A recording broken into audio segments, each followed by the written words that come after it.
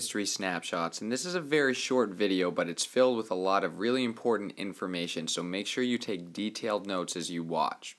Okay, so now that you guys are familiar with cultural dating after we practiced dating sneakers throughout the 70s, 80s, and 90s, it's time to look at some other methods archaeologists use to date artifacts. So that's the important question I want you to keep in mind as you watch this video. How do archaeologists date artifacts? Alright, so make sure you can answer that question at the end of this video. Good luck, and I hope you enjoy. In addition to using cultural dating, archaeologists use a method called scientific dating to date artifacts. And this method analyzes the artifacts an archaeologist finds in a laboratory. Alright, and we'll go into some specific types of scientific dating in a minute, but basically what I want you to know is scientific dating is any type of dating that can be done in a science lab. Pretty self-explanatory, but make sure you got that down.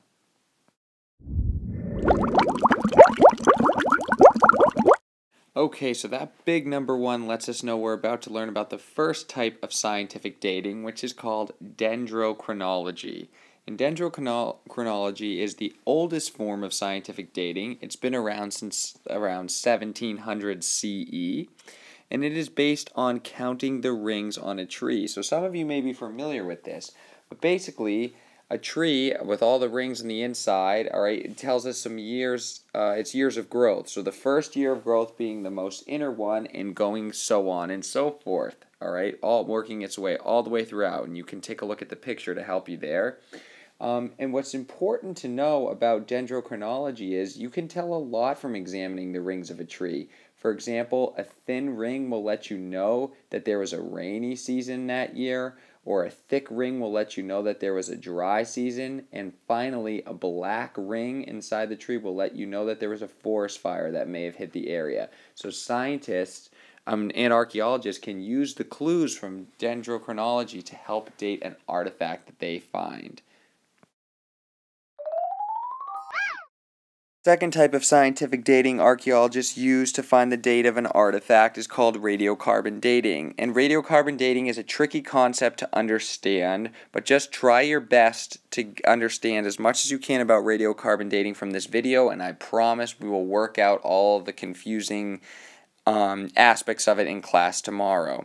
Okay, so radiocarbon dating. The first thing you need to know about radiocarbon dating is it can only be used on previously living objects. Alright, so an example of that would be like a bone or a tree or something like that, right? Because those were previously alive.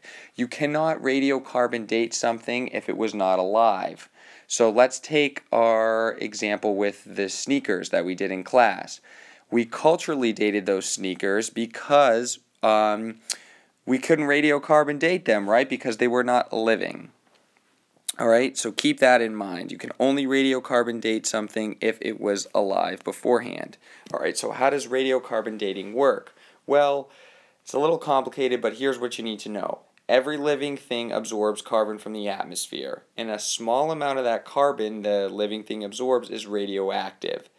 And once that living thing, so let's say it's an animal, dies, it stops absorbing carbon. Alright? And the carbon that it did absorb in its lifetime begins to decay very, very slowly. Alright? It starts to decay. And an archaeologist, using sophisticated scientific testing, can measure how much decay is taking place, and they can determine how old the object is from that. Alright, so I know that's a little bit confusing. Just make sure you take some notes on that, get the definition of radiocarbon dating, and we'll work out the rest of it tomorrow.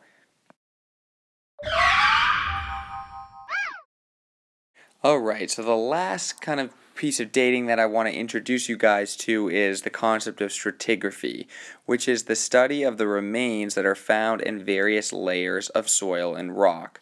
Alright, so archaeologists, right, they're looking through the dirt to try to figure out, to try to find an artifact and then figure out how old it is. Well, with this idea of stratigraphy, the soil is layered, right? And this idea of stratigraphy is based on the belief that The top layer of soil is the most recent, and the very, very bottom layer is the most ancient, right? And it goes up layer by layer, and you can take a look at the picture to help you understand that. And we'll talk more about this tomorrow in class, but just understand that stratigraphy is based on the belief that the most recent layer is on top and the most ancient layer is on the bottom.